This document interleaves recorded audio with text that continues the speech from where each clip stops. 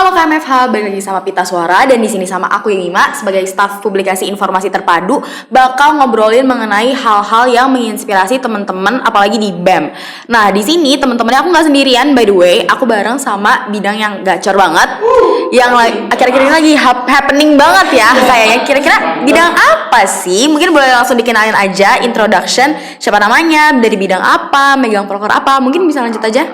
Jadi kita itu dari bidang Minsenor, bidang minat seni dan olahraga. Nah, Minsenor itu tuh ngebawahin 2 departemen guys, ada departemen olahraga dan departemen seni. Nah, Minsenor ini tuh bisa dibilang wadah untuk seluruh KMFA yang pengen ngejalanin proker gitu, betul, yang tertarik ingin menjalankan proker-proker yang berhubungan dengan bidang seni dan minat olahraga. Nah, aku tuh nama aku Gibran Musina, bisa dipanggil Gibran, aku dari staf departemen olahraga. Halo semua, perkenalkan nama aku Tiffany Gracia Tarigan, bisa dipanggil Tipong, dan di sini aku sebagai staf departemen seni. Nah, kalau dari departemen olahraga itu sendiri, prokernya itu ada LSL, ada Law Student Athlete, ada Pajajaran Olympic sebagai mega prokernya, dan juga ada tahun ini tuh ada usung baru namanya GG Open. Iya. Gitu. Kalau dari aku sendiri, dari departemen seni itu sendiri, ada Law Akustik, ada Putra Putri Fakultas Hukum, ada BFF, dan lain-lain lagi. Oke, kira-kira tadi udah disebutin berarti hal-hal yang berkaitan dengan seni dan olahraga. Aku mau nanya dong, kira-kira Kak Gibran dan Kak Tipong nih, sebenarnya harus gak sih yang kayak hal-hal yang berkaitan sama seni dan olahraga ini berarti kalian emang tertarik atau apa sih reasons behind it? Oke, kalau misalnya dari reason behind it itu tuh kenapa aku pengen masuk Minsenor, itu pertama emang aku ngerasa yang bisa mewadahi aku di BEM sesuai dengan passion aku tuh Minsenor itu sendiri, terutama di bidang departemen olahraga, karena emang aku tuh dari dulu emang udah berkecimpung di dunia olahraga itu udah cukup lama, bahkan dari SD itu udah suka banget sama olahraga. Nah, tadinya tuh aku di SMA itu juga pengen ikut aktif organisasi di bidang olahraga juga, cuman ada beberapa alasan yang ngebuat aku jadinya tertahan untuk berorganisasi di SMA, dan aku ngerasa kayaknya nih di kuliah gue nggak bisa nih kalau terus-terusan kayak gitu, jadinya memutuskan untuk aktif organisasi di BEM ini, terutama di bidang Minsenor dan departemen olahraga. Oke. Kalau dari gue sendiri itu sama kayak Gibran, dari dulu tuh aku udah kecemplung juga di persenian ini dari SD, SMP, SMA. Nah, karena itu aku sekarang tertarik lah, sama alasan satunya lagi tuh dulu waktu semester 1 aku tuh ikut magang BEM juga guys namanya. Sekarang tuh ada BEM EP ya gitu, benar. Iya, experience project. Terus aku tuh dulu awalnya maunya pilihan pertama itu Kastrat, kajian strategis, tapi keterimanya di seni. Terus aku ngerasain lah, jujur banget environmentnya tuh bener-bener enak banget gitu loh dalam kerjanya, dan aku sendirinya juga udah hatinya udah pas gitu di situ. Jadi sekarang aku milih untuk di bidang Minsenor departemen seni gitu. I see, berarti unleash new experiences walaupun emang udah punya ketertarikan dan udah punya bakat banget nih di bidang seni dan olahraga, berarti emang kompre banget kali ya teman-teman yang ada di sini. Bener ngomong. Tapi kira-kira setelah adanya minat-minat ini tetap ada nggak sih pastikan struggles atau kayak kendala ada nggak sih kira-kira di Minsenor? Kalau strugglesnya itu sendiri ya pasti ada ya, karena pas di bidang Minsenor ini itu banyak banget proker fungsional dan proker eventualnya yang sering bertabrakan. Strugglesnya itu lebih ke situ. Jadi dari kitanya sendiri yang megang proker fungsional itu juga ikut di acara eventual. Jadinya yang buat kita tuh jadi sulit membagi waktu dan juga sulit bukan memprioritaskan sih, tapi lebih ke manage waktunya tuh sering susah lah. Tapi sama kuliah juga ya. betul itu nabrak kuliah, belum lagi nabrak jadwal tes segala macem, belum lagi ikut rapat segala macem. Tapi dari struggle tersebut tuh yang ngebuat kita jadinya jadi lebih dewasa dan lebih bertanggung jawab terhadap proker-proker yang udah kita pegang. Kayak gitu sih paling kalau strugglesnya. Kalau dari gue sendiri, FYI, gue tuh megang proker akustik, proker yang kayak jamming gitu tiap bulannya. Mungkin kalian semua enggak sih, sebagian dari kalian udah pernah ikut. Nah itu tuh secara as paper, aku tuh ngerjain itu tuh semua sendiri gitu loh guys. Jadi nggak ada partner ataupun staff. Nah dari awal tuh aku awalnya struggle banget lah brainstorming ide-ide buat prokernya, terus ngerjain persuratan sama masalah keuangannya, sampai masalah perkontenan gitu. Itu tuh aku sendiri berusaha untuk bener-bener aku tuh mikir sendiri gitu loh, nggak mau minta bantu gitu.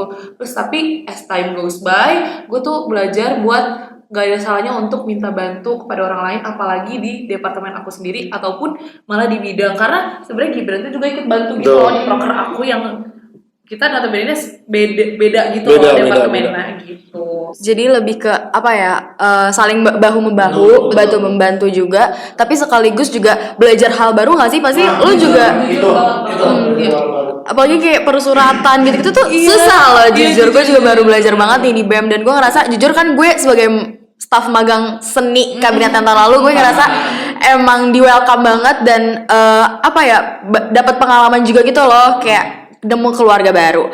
Nah, kira-kira dari struggles tadi, kendalanya pasti ada dong kayak hal-hal yang bisa bikin kalian bangkit nih dari keterpurukan itu. Ada nggak sih motivasi tertentu untuk bisa keluar lah dari kendala-kendala tersebut? Kalau dari hal itu tuh gue sempet tahu kalau misalnya lu sendiri tuh makin lu ditekan itu lu makin berkembang. Kalau misalnya dari lu sendirinya itu selalu berpikir kayak tekanan-tekanan yang ngebuat lu makin stres, menurut gue ada tekanan-tekanan yang justru membuat lu makin kuat gitu loh. Karena semakin lu ditempa semakin jadi, ya contohnya kayak pedang aja deh, lu pedang makin bagus tuh kalau lu makin ditempa terus gitu. Dan itu yang ngebuat lu jadi orang yang lebih kuat ya karena itu gitu loh. Nah terus kalau buat environment itu sendiri yang ngebuat gue bangkit adalah ya dari teman-teman bidang gue itu sendiri juga sih, yang ngebuat gue jadinya bisa untuk terus bangkit dan terus disupport, didukung, didorong terus untuk terus maju. Dan ya pasti kita semua pernah ngerasain stres lah. Nggak mungkin kita kayak yang sosokan yang kayak sok kuat segala macam, itu nggak bakal banget lah. Nggak harus tentang kuliah doang. Ya benar itu betul. Iya benar. Nah tapi dari environment kita sendiri yang buat kita jadi bangkit dan ngebuat proker yang kita jalan itu juga bisa jadi fun gitu loh, karena kita dari bidang main senior itu sendiri saling yang kayak dibilang Tipang tadi tuh, walaupun itu fungsional walaupun eventual tuh kita saling ngebantu kayak gitu sih. Jadi kayak emang ya udah dicampur aja, atau juga anggapannya kayak keluarga nggak sih? Jadi ya udah bantu aja. Bisa dilanjut ke Tipong? Sama aja sih sebenarnya sama Gibran juga yang kayak tentang, gue percaya banget dimanapun kita berada, kalau lingkungan yang mendukung kita pasti juga ikut naik gitu loh. Jadi kayak yang memotivasi aku tuh, motivasi gue jujur bener banget teman-teman gue sendiri di departemen itu sendiri. Jadi kayak sama di bidang gue sendiri, untuk mereka yang saling bantu, mereka tuh juga tahu kadang kalau gue tuh walaupun gak ngomong tapi mereka tahu gue tuh lagi demo gitu. Maksudnya kita tuh kadang juga ada proker yang secara waktu yang bersama tuh kita tuh barengan gitu loh. Terus kayak ya udah kita semuanya sama-sama capek, sama-sama saling bantu, tapi at least sama-sama capek itu kita ngelakuinnya tuh bersama-sama. Sama, benar. Jadi ups and downs-nya itu bareng gitu. Benar.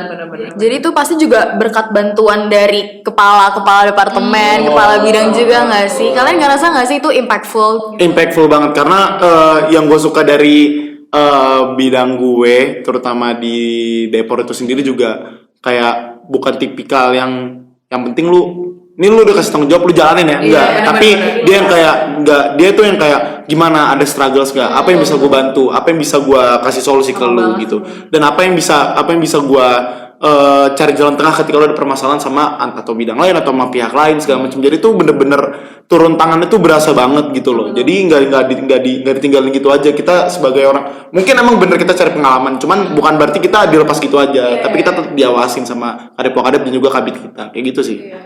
Sebenarnya emang di Misalnya tuh kerasa banget kekeluargaan sama profesionalitasnya tuh bekerja bersama-sama. Betul. Gitu sih. Oke, I see.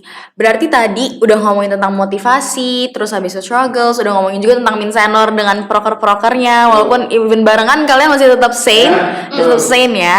Aku mau nanya dong, kira-kira siapa sih yang kayak nguatin kalian? Tokohnya siapa gitu? Ada nggak sih? Kalau buat tokoh ini berarti orang siapa aja ya? Kalau misalnya buat orang ini tuh dari yang pertama di lingkungan Minsenor itu sendiri, gue tuh si Kepot pastinya. Dia tuh ngebuat gue yang kayak Kepot itu adalah kepala bidang seni dan olahraga. Namanya Kevin Resnadi aslinya. Namanya Kevin Resnadi, cuman namanya Kevin Resnadi _ ya. Tuh langsung di follow aja. Nah dia tuh yang ya karena gue juga udah cukup kenal lama sama K-pop inilah udah 5 tahunan, jadi gue tahu istilahnya struggle K-pop juga gimana, seluk beluk K-pop kayak gimana, dan gue suka banget sama etos kerjanya K-pop yang ngebuat gue udah lu fokus ke solusi aja daripada kita harus mempermasalahkan masalah itu, kita berantem ceklok segala macem yang gak ujung-ujung gak nemu solusi. Udah apa solusi, apa permasalahan lu, ayo kita cari solusinya bareng-bareng. Jadi kita nggak ngevalidasi perasaan negatifnya itu, tapi gimana cara kita menghapuskan pola-pola pikir negatif kita yang nggak berujung apa-apa gitu loh. Dan jadi itu yang ngebuat gue dia yang bisa dibilang kayak mentor gue. Kayak jangan berusaha untuk stuck di masalah itu nggak sih, karena kayak ya udah nggak akan nemu solusinya. Oke. Kalau dari gue sendiri sebenarnya bukan tokoh sih, lebih ke keluarga, kayak mama papa, kayak abang kakak itu tuh bener-bener menginspirasi. Keren banget ya. Apa sih? Dari Pokoknya kayak bener-bener they are the one that helped me the most lah. Kalau lagi bener-bener lagi demot gitu-gitu, kalau nelfon mereka tuh bener-bener salah satu sumber yang kebahagiaan. Iya bener-bener kayak jujur dulu waktu deket tuh nggak kerasa gimana gitu kan, karena waktu jauh baru kerasa gitu. Dan kita semuanya rantau nggak sih? Nggak ada yang Jatinangor atau Bandung ya. Kerasa banget sih.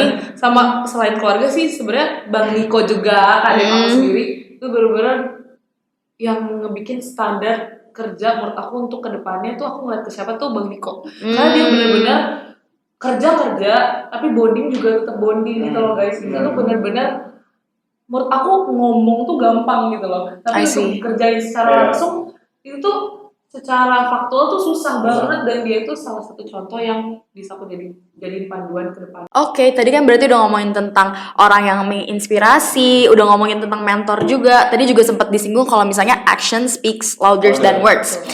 Nah, kira-kira aku pengen tanya aja sih, aku kepo dan penasaran. Menurut kalian gak apa gak sih kalau misalnya kita tuh kayak gak punya mentor atau someone to rely to gitu? Kalau menurut gue tuh nggak apa-apa banget, asal lu tuh punya curiosity yang tinggi. Artinya lu punya rasa penasaran yang tinggi yang dimana lu terus kulik kayak orang tersebut yang dimana dia tuh udah berpengalaman dalam bidang itu gitu loh. Contoh misalnya lu pengen masuk minsenor tapi lu nggak punya bisa dibilang nggak punya basic olahraga ataupun seni gitu loh, tapi lu punya curiosity yang tinggi terhadap seni ataupun olahraga ini. Nah, di situ lu bisa kulik orang-orang yang udah berpengalaman di bidang minsenor ini, bisa ke staff dulunya atau mungkin ke KDP atau mungkin langsung bisa ke KBT, itu nggak apa-apa banget.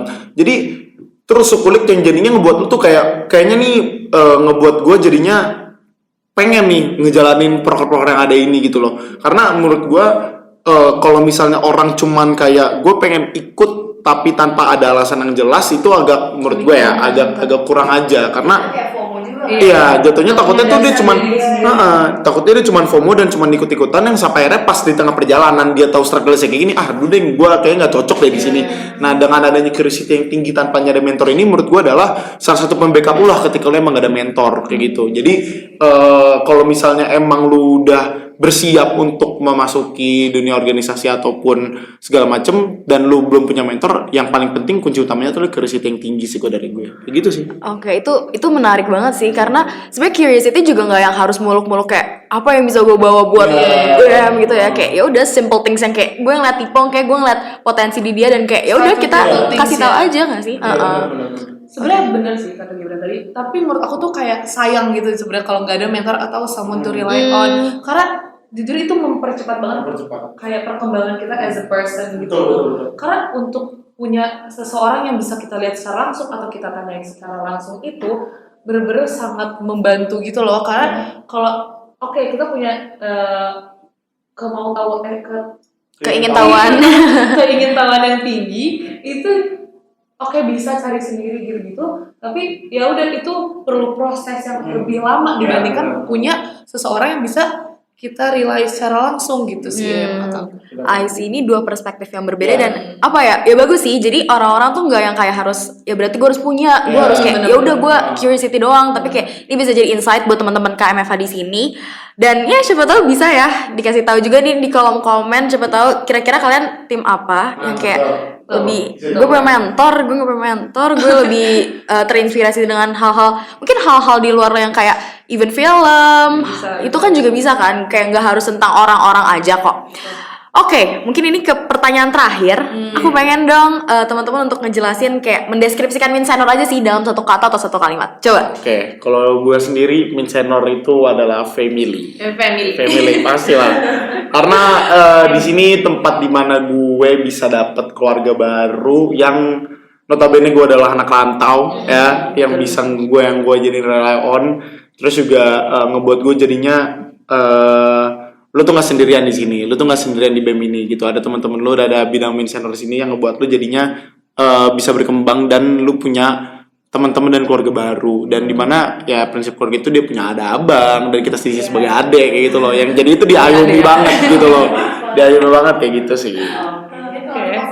Kalau dari gue benar setuju banget sebenarnya sama Gibran, tapi satu lagi itu tuh recharge. Kalian mungkin kaget ya, kayak mungkin sebagian orang kayak merasa dulunya juga udah pernah organisasi dan ngerasa kalau di organisasi itu malah beban, capek, kayak aduh ke ini lagi ngerjain ini lagi gitu. Tapi anehnya guys, walaupun kita lagi kerja, ngumpul tuh kerja tuh sambil have fun juga gitu. Jadi secara nggak langsung tuh nge-recharge diri. Jadi kesimpulannya family who recharge ya. Oke, sebenarnya itu aja sih yang mau kita obrolin. Banyak banget jujur insight menarik. Tadi masalah filosofi perpedangan itu juga. Wow, ini sarjana hukum, musikologi atau filsafat ini ya? Filsafat. Oke, mungkin segitu aja dari kita. Makasih buat Kak Gibran dan Kak Tipong yang udah mau ngobrol-ngobrol nih bareng sama kita.